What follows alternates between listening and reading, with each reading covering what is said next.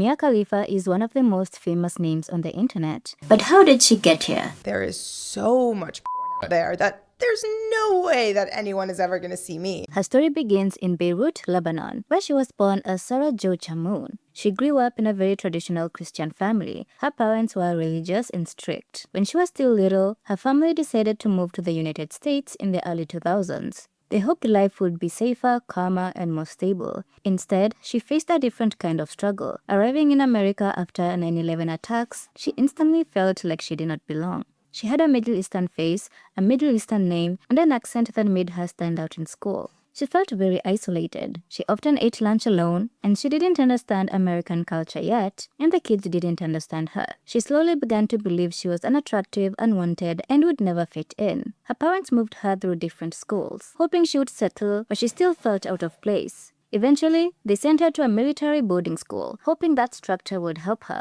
Being in a strict place gave her more room to push back. She became louder and bolder, and admits now that she even became a bully sometimes. Sat in front of me in class, you are getting a Jolly Rancher in your hair. Dude, you were a bully. Were you a bully? I was. During these school years, she met a man named Wyatt O'Brien, who was in his early 20s while she was still a teenager. To most people, this would immediately seem strange. But to her, it felt like magic. She had never felt wanted before. She had never been praised or adored by a boy, so she fell for him fast. She believed he made her special. They got married 4 days after she turned 18, and after getting married, she moved to Texas with him. She started college at the University of Texas at El Paso. This was the beginning of another huge shift in her life. She looked at her body in a new way and decided she wanted to change it. She began extreme diets and unhealthy habits to lose weight. And by doing so, she lost 50 pounds in a very short time. And I lost the weight in the worst possible way.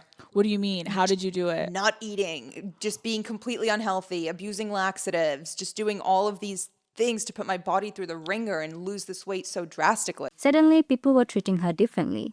For the first time, she felt like people noticed her. She took a job at an erotic nightclub in El Paso. It was not full adult content, but it was a world full of teasing, flirting, and performing. She felt desired. She felt like she had control over how people saw her. Her marriage, however, became more unhealthy.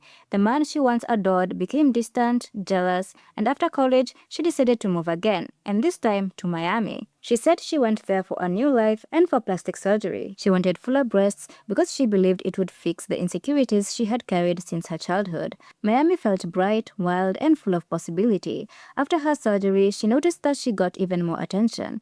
Even simple things like walking down the street felt different. People stopped her to compliment her, and people treated her like she was suddenly irresistible. One afternoon, she was walking near a shopping plaza when a man stopped his car to speak to her. He told her that she had an incredible body and that she should consider modeling. He handed her a business card, which she didn't know if it was real or a scam. After 2 weeks of thinking about it, she called the number. Her first time doing adult work was not for a huge company. It was a small studio in Miami that focused on busty glamour content. She used the name Mia Khalifa. She filmed softcore scenes and photo sets. It felt exciting to her, like she was living a double life, but she never imagined it would become something more.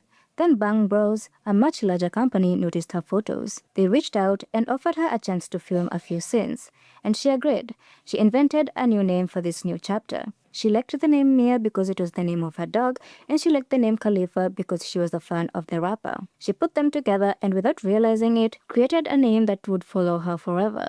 Everything changed the day she filmed the hijab scene. The producers asked if she could speak Arabic. When she said yes, they suggested the idea. Put on the costume and she did the scene. Little did she know that this would make her the most searched adult performer in the world within days. You must have known how provocative that was.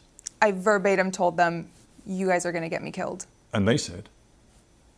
They just laughed. When the video went viral, everything crashed at once. Her family disowned her publicly, news stations attacked her, and everyone came for her on social media with threats and insults. She was not prepared for any of it. She tried to hide, she tried to quit, she even told the company that she did not want to continue and asked to be released from the contracts. But it was too late. Her scenes had already spread across the internet. People around the world were searching her name.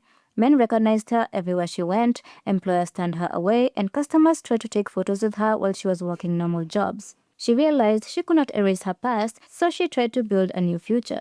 She moved again, this time to California, and tried to work in sports media. She loved sports. She knew everything about the teams, the players, and even there, people saw her as a joke. Athletes sent her inappropriate messages. Fans brought up her past in every comment section, and no one let her talk about sports without dragging her back to the identity she was trying to escape. She began to openly speak about the industry and explained how little she made. She said she made less than $200,000 in total, and she was never paid the millions people assumed she was making. She explained how much she regretted the scenes she had filmed. And she talked about emotional trauma and the way the industry used young women. When you sign your contracts, you have, the president and the CEO of the company sitting in the room with you, waiting for you to read it.